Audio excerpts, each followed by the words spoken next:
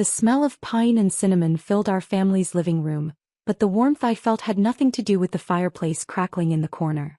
After 3 years of avoiding family gatherings, I'd finally decided to come home for Christmas. Maybe it was time to bridge the gap that had grown between us since I'd left my corporate job to pursue what my family called playing around with cameras. Jordan. Mom rushed to the door as I stepped inside, pulling me into one of her signature bear hugs. I can't believe you're actually here. Derek and Michelle are already here with the kids, and your father's been asking about you all day. Dad appeared from the kitchen, wiping his hands on a dish towel, his expression more reserved than Mom's enthusiastic greeting. Well, look who decided to show up. How's the video thing going? Before I could answer, my brother Derek's voice boomed from the living room. Oh great, the family disappointment has arrived. He appeared in the doorway, his perfect corporate smile plastered across his face. At 32, Derek had everything our parents considered success. A corner office at Harrison & Associates law firm, a house in the suburbs, 2 kids, and a wife who looked like she stepped out of a magazine. Nice to see you too, Derek, I replied, hanging my coat on the familiar hook by the door. Jordan. My 8-year-old niece Emma came running, wrapping her arms around my waist. Did you bring any of your cameras? Can you film me doing my dance? Derek quickly intervened, pulling Emma away. Emma, Uncle Jordan doesn't have time for that. He's very busy with his hobby. The word hobby hung in the air like a slap. I'd been running midnight productions for 3 years now, working 18-hour days, building something from nothing. But to my family, if it wasn't a traditional 9-to-5 job with a corporate title, it wasn't real work. Michelle, Derek's wife, emerged from the kitchen carrying a tray of appetizers. Jordan, how nice that you could take time away from your little YouTube channel to join us. Her smile was perfectly practiced, the kind that never reached her eyes.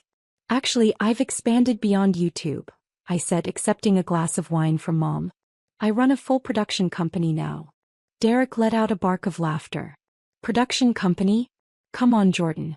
You film weddings and birthday parties. That's not a production company, that's a side hustle. I felt the familiar knot forming in my stomach, the same one that had driven me to skip the last 3 family gatherings. Nothing had changed. To them, I was still the family screw-up who'd thrown away a perfectly good marketing career at Thompson & Associates to chase some impossible dream. Derek, be nice, Mom chided, though her tone suggested she agreed with him more than she'd admit. I am being nice. Derek protested, settling into his usual spot on the couch. I'm just saying, at some point you have to face reality. You're 29 years old, Jordan. Most people your age are building careers, buying houses, starting families. What do you have to show for the last 3 years? Dad joined the conversation, his voice carrying that disappointed tone I knew so well. Your brother has a point, Jordan. We're not getting any younger, and seeing you struggle like this, it's hard on your mother and me. I'm not struggling, I said quietly, but Derek was already warming up for one of his lectures. Really? Because last I heard, you were still living in that tiny apartment above the coffee shop. You drive a car that's older than Emma. Face it, little brother. This dream of yours isn't working out. Michelle nodded sympathetically. We just want what's best for you, Jordan. Derek could probably get you an interview at his firm. They need people in their marketing department. Still making those stupid videos? Derek laughed, settling back into his chair with the confidence of someone who'd never doubted their path in life. Get a real job like me. The room fell silent except for the sound of Emma playing with her toys in the corner and the soft jazz music Mom always played during family gatherings. I stared down at my wine glass, watching the dark liquid swirl as I considered my response. 3 years ago their words would have crushed me. Tonight they just felt irrelevant. You know what's funny? I said finally, looking up at Derek. You keep talking about real jobs and success, but you have no idea what I actually do. Derek rolled his eyes. Oh, here we go. Enlighten us, Jordan. Tell us about your revolutionary video business. Derek, Mom warned, but he was on a roll now. No, seriously. I want to hear this. What groundbreaking content are you creating? Wedding videos? Corporate training materials? Maybe some inspirational Instagram posts. I was about to respond when Dad reached for the remote. Enough, both of you. It's Christmas Eve. Let's just watch something nice and try to enjoy each other's company. Good idea, Mom said, relieved to change the subject. Maybe we can find a nice holiday movie. Something the whole family can enjoy. Dad scrolled through the channels past news programs and sitcom reruns, finally landing on Netflix. How about this? They always have good holiday content. The Netflix homepage loaded on their 65-inch TV, the familiar red logo bright against our living room wall. Dad navigated through the featured content, past romantic comedies and action movies, looking for something appropriately festive. "Oh, look at this," Mom said, pointing at a promotional banner that had appeared. "They're announcing their biggest series of next year. Shadows of Tomorrow. It says here it's their most expensive production ever." Derek leaned forward, interested despite himself. $200 million budget? Damn. That's serious money. The promotional video began playing automatically, showing sweeping shots of a dystopian cityscape, followed by intense action sequences and dramatic dialogue. The production values were stunning. Everything from the cinematography to the costume design screamed big-budget Hollywood. "This looks incredible," Michelle said, genuinely impressed. "It says here it's based on some graphic novel series. The creator must be thrilled." Dad adjusted his reading glasses to see the screen better. "Says here the series creator is someone named Jordan Phillips." The name hung in the air for exactly 3 seconds before the implications hit everyone simultaneously. "Wait," Derek said slowly, his voice losing its confident edge. "Jordan Phillips. That's not." The promotional video continued, and suddenly, unmistakably, my face filled the screen. Not a photo, not a brief glimpse. A full interview segment where I was discussing the creative process behind Shadows of Tomorrow, sitting in what was clearly Netflix's corporate offices, with the series title prominently displayed behind me. In this series, we wanted to explore what happens when society's most vulnerable people become its most powerful. My voice came through the TV speakers clearly. "It's a story about transformation, about finding strength in places where nobody thinks to look." The remote slipped from Dad's hand, clattering onto the coffee table. On screen, the interview continued. "Jordan Phillips, creator and executive producer of Shadows of Tomorrow, Netflix's most ambitious series to date," the host was saying. The series, which took 3 years to develop and cost over $200 million to produce, premieres February 14th and is already being called a game-changer for the streaming platform. Derek's mouth was hanging open. Michelle had gone completely pale. Mom was staring at the TV like it was showing aliens landing in the backyard. "We're also excited to announce," the host continued, "that this is just the first of 5 series that Phillips will be creating exclusively for Netflix under his production company, Midnight Productions, in a deal reportedly worth over $800 million. I took a slow sip of my wine, watching my family's faces as they processed what they were seeing and hearing. The interview segment showed clips from the series. The same stupid videos Derek had been mocking just minutes earlier, now revealed as scenes from what Netflix was calling their flagship production for the next 5 years. "Jordan Phillips started Midnight Productions 3 years ago," the host explained, working out of a small apartment while developing the concept that would eventually become Shadows of Tomorrow. The series has already been renewed for 4 additional seasons based on early screenings, and Phillips has been named one of Entertainment Weekly's creators to watch. The promotional segment ended, returning to the Netflix homepage, but nobody moved to change the channel. The living room was so quiet I could hear the old grandfather clock ticking in the hallway. Emma, oblivious to the tension, looked up from her toys. "Uncle Jordan, is that you on TV?" "Yes, sweetheart," I said softly. "That's me."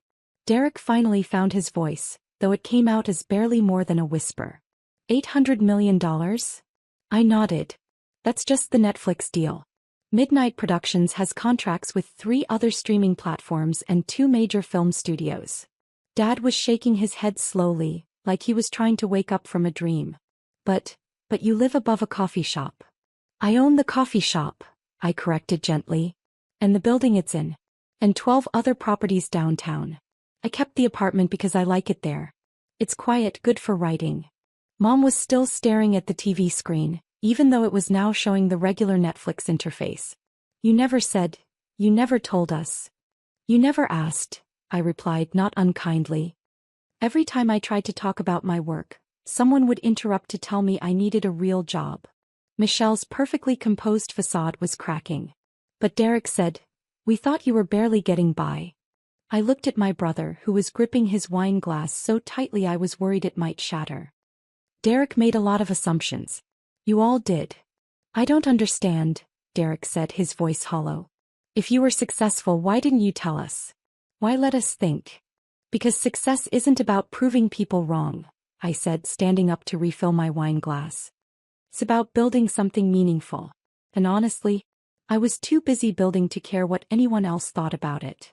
Dad was scrolling through his phone now, presumably looking up everything he could find about Midnight Productions and Shadows of Tomorrow.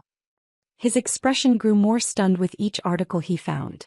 Forbes listed you as one of the top entertainment entrepreneurs under 30, he read aloud. Says here you've won 3 international awards for independent film production. There's a whole Wikipedia page about your company. The apartment above the coffee shop, Mom said suddenly, as if she was putting puzzle pieces together. When you said you were working on a big project. I was writing the series Bible for Shadows of Tomorrow, I confirmed. It took 18 months to complete. I'd work all night, then test scenes with local actors during the day. The coffee shop was perfect because it stayed open late and the owner, well, I didn't mind the noise. Derek set down his wine glass and rubbed his temples. Jesus, Jordan. I had no idea. I know. But why didn't you say anything? All those times I gave you grief about getting a real job, about being responsible. You could have just told me. I settled back into my chair, considering how to explain 3 years of carefully maintained silence. Do you remember what you said when I left Thompson and Associates? Derek's face went pale. Jordan, that was 3 years ago. You said I was having a quarter-life crisis and I'd be back within 6 months, begging for my old job back. You bet Dad $50 I wouldn't last a year on my own. The memory hung heavy in the room. I could see from Derek's expression that he remembered the conversation clearly. You said creative people were impractical dreamers who couldn't handle the real world, I continued. And Michelle nodded along while she talked about how cute it was that I thought I could make a living with my little camera. Michelle winced. I didn't mean. Yes, you did, I said, not angrily, just matter-of-factly. And that's fine. You were entitled to your opinion. But I wasn't going to waste energy trying to convince people who had already decided I was destined to fail. Dad looked up from his phone. There's an article here from Variety. It says Netflix executives called your series revolutionary, and that it's tracking to be their most watched original content ever. The early numbers are promising, I agreed. Promising? Derek laughed, but it was a broken sound. Jordan, they're saying this could be bigger than some of the most successful shows in television history. I shrugged. See, the real test is when it premieres in February. Emma had wandered over during our conversation and now she tugged on my sleeve. Uncle Jordan, are you famous now? I guess some people might know my name, I told her. Will you still film my dance videos? Of course, sweetheart. That's the fun stuff. Derek was shaking his head again. I can't believe this. 3 years. 3 years of thinking you were wasting your life, and all this time I was building exactly what I set out to build, I finished. Look, I know this is a lot to process, and I'm not telling you this to make anyone feel bad.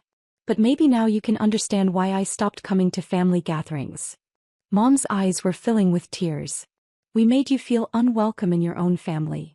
You made me feel like my dreams were worthless, I corrected gently. There's a difference. The room fell quiet again. Dad had continued reading articles on his phone, and I could see his expression changing as he discovered more details about Midnight Productions' various projects and partnerships. It says here you've already started production on your second series, he said quietly. And you're developing a feature film. 3 feature films, actually. The first one premieres at Sundance next month. Derek looked like he'd been punched in the stomach. Sundance? As in the Sundance Film Festival. That's the one. But how? How did you go from making wedding videos to producing content for Netflix and Sundance? I couldn't help but smile at that. I never made wedding videos, Derek. I've been developing original content from day one. The first year was rough. I was basically working for free, building a team, developing scripts, creating proof-of-concept materials. But by year 2 we had investors interested. By year 3 we had studios in a bidding war. Michelle was scrolling through her own phone now. There's a whole interview with Entertainment Weekly where you talk about your creative process. And your family. My stomach tightened slightly. What did I say? You said. She read from her screen. My family taught me the importance of perseverance. When people believe in you, it's easy to keep going. When they don't, you learn to believe in yourself. Both lessons are valuable. That's very diplomatic, Dad said quietly. I meant it, I replied. Derek's criticism actually made me more determined. Every time someone said I was wasting my time, I worked harder. So in a way, I should thank you. Derek looked like he was going to be sick. God, Jordan. I've been such an ass. You've been protective of your little brother, I said. Misguided maybe, but it came from a good place. No, it didn't, Derek said firmly. It came from jealousy. I was jealous that you had the courage to chase your dreams while I took the safe route. And instead of admitting that, I convinced myself that your dreams were stupid. The honesty in his voice caught me off guard. Derek had never been one for emotional revelations. Mom was wiping her eyes with a tissue. We owe you such an apology, Jordan. All of us. You don't owe me anything, I said. But maybe going forward we could try to understand each other better. Dad set down his phone and looked directly at me for the first time all evening. I read about the themes in your series. The article said it's about people who are underestimated finding their power. That's part of it. Is that about us? About how we treated you? I considered his question carefully. It's about anyone who's ever been told they're not enough. Which, at some point, is pretty much everyone. Emma had been listening to our conversation with the intensity that only children can manage. Uncle Jordan, will you put me in one of your movies? The question broke the tension in the room and everyone laughed. If you can convince your parents to let you take acting classes, maybe we can work something out, I told her. Derek was staring at me with an expression I'd never seen before. Something between awe and regret. I can't wrap my head around this. You're actually successful. Like really, genuinely successful. Define successful, I said.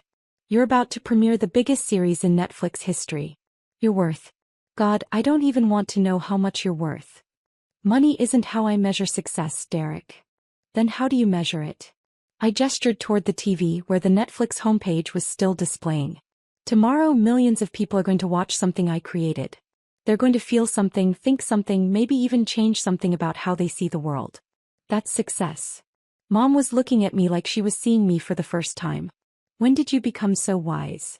Probably around the same time I realized that other people's opinions of my life were none of my business, I said with a smile.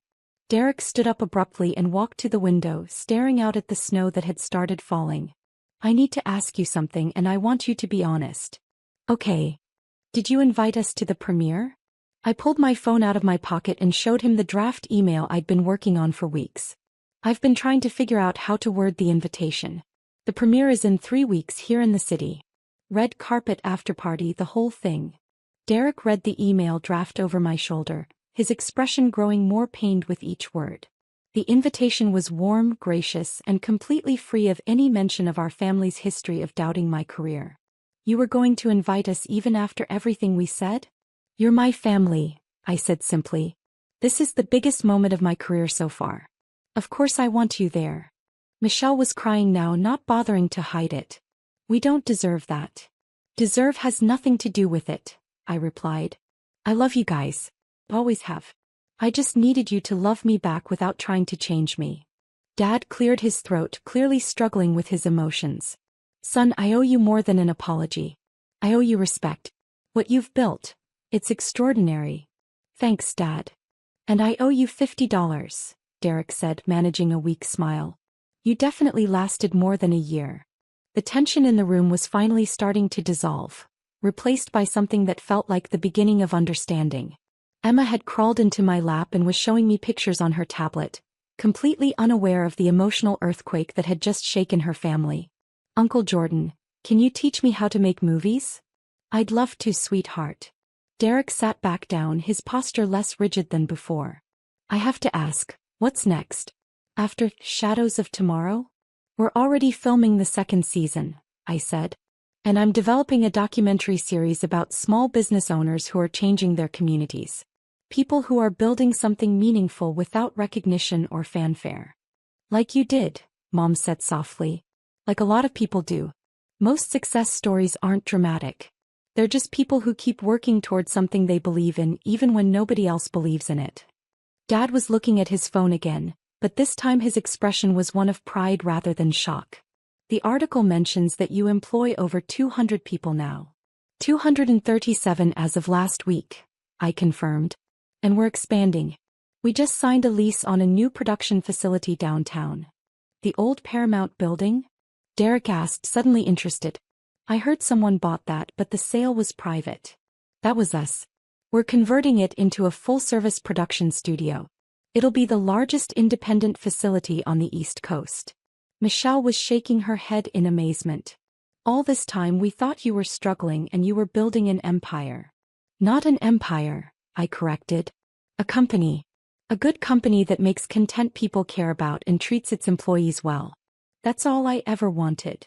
The conversation continued for another hour, with my family asking questions about everything from the creative process to the business side of entertainment production. For the first time in years, I felt like they were actually interested in my life rather than trying to fix it. As the evening wound down and Derek's family prepared to head home, my brother pulled me aside. Jordan, I need you to know something, he said quietly. I'm proud of you. I should have said that 3 years ago, but I was too stubborn and too scared to admit I was wrong. Derek. No, let me finish. You did something I could never do. You risked everything for something you believed in and you made it work. That takes courage I don't have. You have your own kind of courage, I told him. You built a life that makes you happy. There's nothing wrong with taking the safe route. Maybe. But there's something right about taking the brave route. And that's what you did. We hugged then, really hugged for the first time since we were kids. As I helped Mom clean up the living room later, she kept glancing at the TV as if she expected my face to appear again. I keep thinking I'm going to wake up and this will all be a dream, she said. It's real, Mom. I know. It's just, my baby is going to be on television. My baby created something that millions of people are going to watch. Your baby grew up, I said gently. He did. And I'm sorry it took me so long to notice. As I drove home that night through the snow-covered streets, I felt lighter than I had in years. The weight of my family's disapproval had been lifted, replaced by something I'd almost given up hoping for: acceptance.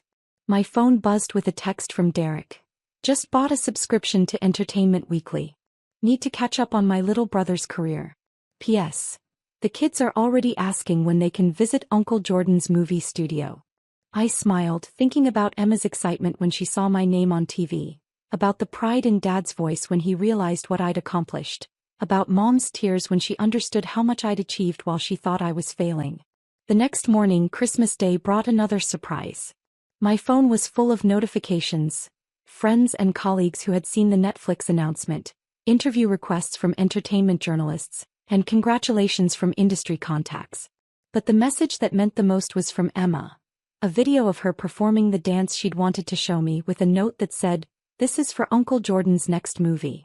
3 weeks later, at the premiere of Shadows of Tomorrow, my entire family sat in the VIP section, watching as I walked the red carpet and gave interviews to entertainment reporters.